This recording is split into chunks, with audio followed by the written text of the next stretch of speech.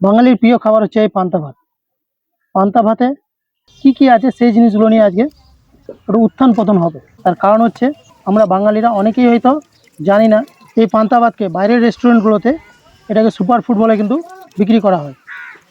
এই পান্তা ভাতের মধ্যে আজকে আপনাদেরকে জানাবো কত রকম অর্গানিক এবং ইনঅর্গানিক যে উপাদানগুলো আছে সেটা নিয়ে হবে আজকের ভিডিও। আপনারা দেখতে পাচ্ছেন আমি পান্তা ভাত নিয়ে একদম গাছের নিচে বসে আছি।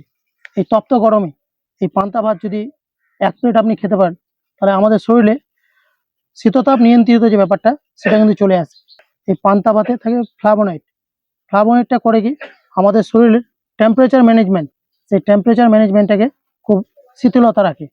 এবং এই পান্তা ভাতের যে ইনঅক্সিডেন্ট যে জিনিসগুলো পাওয়া যায় এবং অক্সিডেন্ট, এই দুটো জিনিস মিলিয়ে কিন্তু আমাদের শরীরকে সবসময় একটু চাঙ্গা করে তোলার একটা কাজ করে।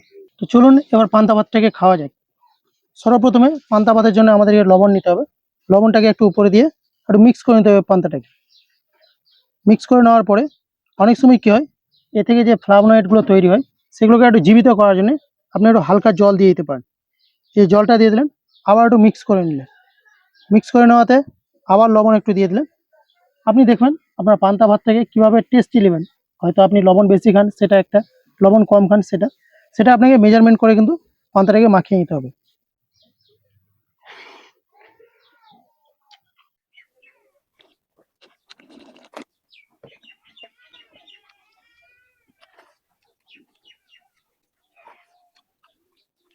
এবার আসি এই পান্তা ভাতটাকে আপনি কীভাবে বেশি সুস্বাদু করবেন।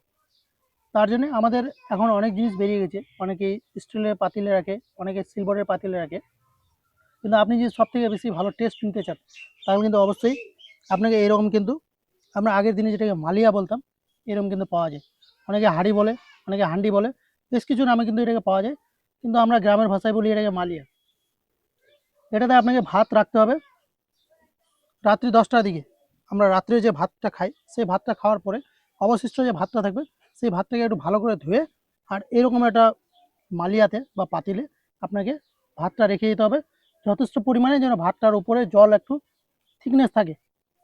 রাখার পরে এটাকে আপনাকে রেখে দিতে হবে 8 থেকে 10 ঘন্টা। অনেকেই 7-8 ঘন্টার মধ্যেই খেয়ে নেয়, কিন্তু আপনি যদি ভালো করে এর একটা স্বাদ নিতে চান তাহলে কিন্তু আপনাকে 10 ঘন্টা কিন্তু টাইম দিতেই হবে।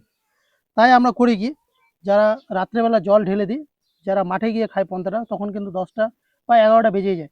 তখন যে স্বাদ এবং এই যে টেস্ট সেটা কিন্তু বহুগুণে বেড়ে যায়। আপনি যদি আরও এর একটু টেস্ট বেশি নিতে চান তাহলে আপনাকে খেতে হবে এরকম মাটির একটা থালায়। এই থালাগুলো আপনি যে কোনো কুমোরের দোকানে পেয়ে যাবেন। আর এই থালাটাতে সত্যি খেয়ে যে একটা মজা পেলাম না, আপনিও যদি খেয়ে দেখবেন তাহলে অবশ্যই একটা মজা কিন্তু সেই ভাইব কিন্তু পাবেন। এই পান্তা ভাত খাওয়ার ফলে অনেকেরই কিন্তু কোষ্ঠকাঠিন্য দূর হয়ে যায়। যেমন এই পান্তা ভাতে থেকে প্রোবায়োটিক এবং ল্যাক্টোব্যাসিলাস।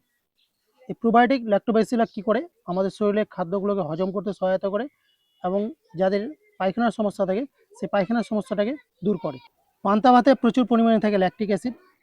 এই ল্যাকটিক অ্যাসিড থাকার ফলে আমাদের শরীরে যে ফ্রি রেডিক্যাল অ্যাসিডেট সেটাকে তৈরি করার ফলে দীর্ঘমেয়াদী যে ক্যান্সারের কোষগুলো সেগুলোকে ধ্বংস করাতে অনেকটাই কাজে দেয়।